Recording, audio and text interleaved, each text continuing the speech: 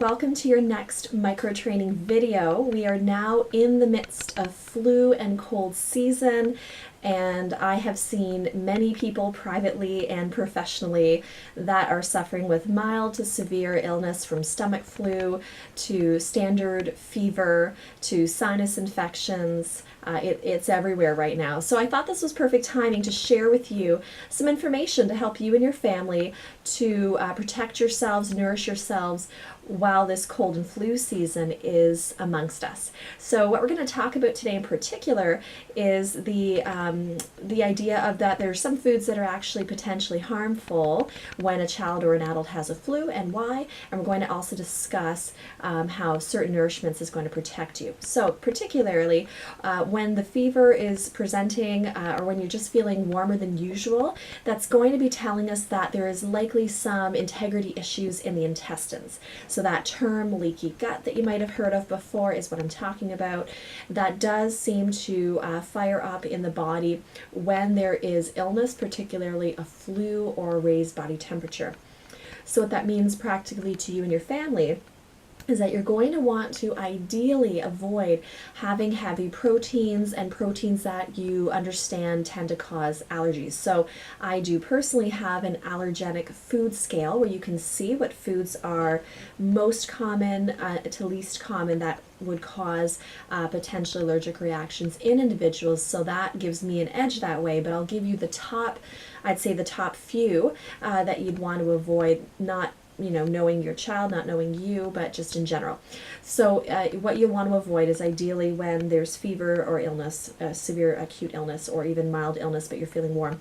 So eggs, peanuts, nuts in general. I would avoid red meat and probably meat in general, to be honest.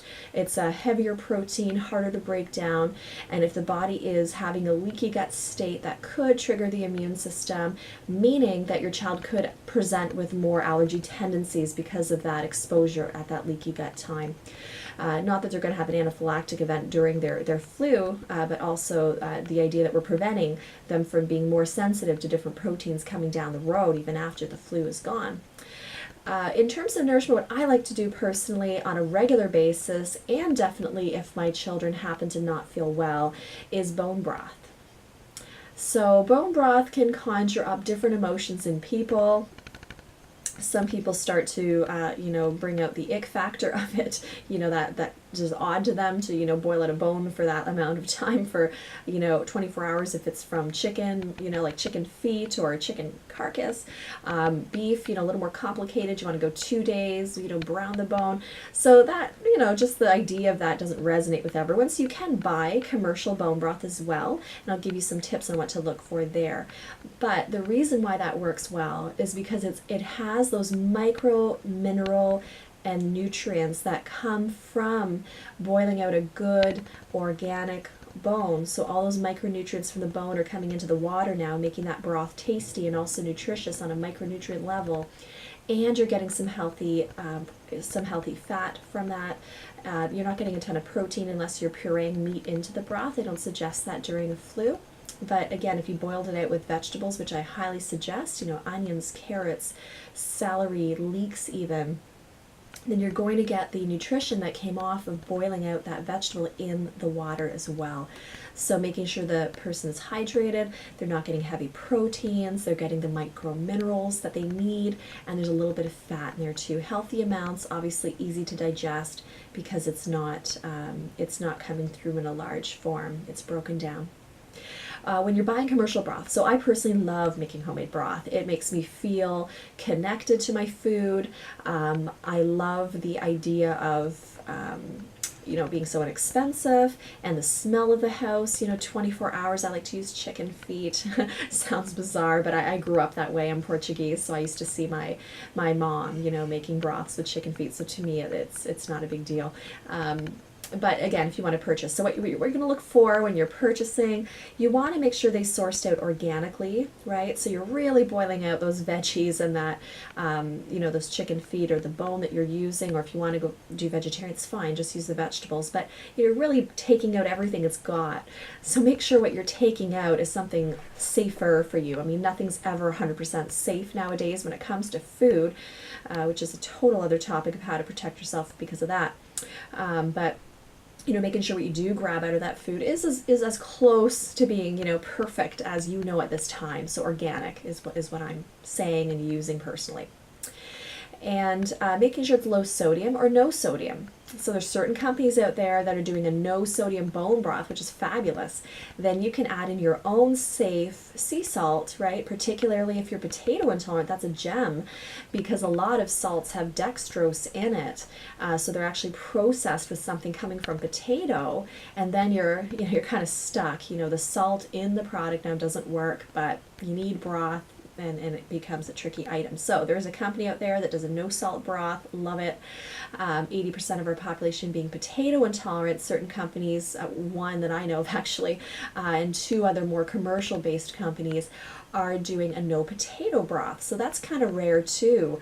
And again, but 60% of the population from what I'm testing are actually potato intolerant. So that's based on some real tried and true Carroll method intolerance testing. So great idea if you're ill and you don't know what your intolerances are to stay away from potato. So salt free, so you can add your own Himalayan sea salt or Celtic sea salt. And also making sure that there's no potato in there in case you or someone you love is potato intolerant. We don't want to trigger out the immune system at the time of illness when you're trying to nurse yourself back to health. So keep safe, making sure it's as free as possible of contaminants. So organic being the safest bet that we know to date.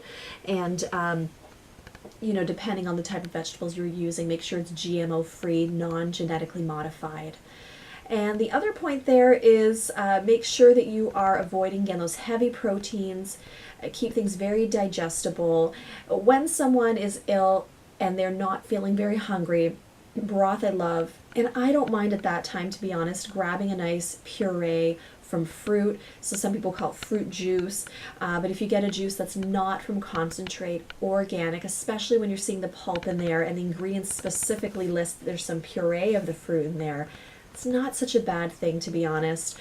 Sugar is not good when you're sick, but we're talking refined sugar, right? We're talking cane sugar, we're talking fructose, glucose, corn syrup, right, which can disturb the immune. But having some healthy amounts of sugar that the body needs from a source like I mentioned there, it's not a bad thing. Don't worry about it. And you can also use some nice silicone popsicle molds, which you can source out. Give me an email. I can let you know where to source that out too. So nice safe silicone popsicle molds. Put in that same not from concentrate juice. If you have a nice whole food based, multi-mineral powder, which again, if you need some tips on that, I do have sources I love using for my patients, and you can put that in your popsicle mold, make yourself a nice popsicle. Children tend to love popsicles when they're not feeling well, adults too, and then you're injecting some nutrition in there. So enjoy your broth, enjoy your safe form of puree, natural based sugars, and keep well, and I look forward to seeing you on the next training, helping you move towards your drug-free health goals.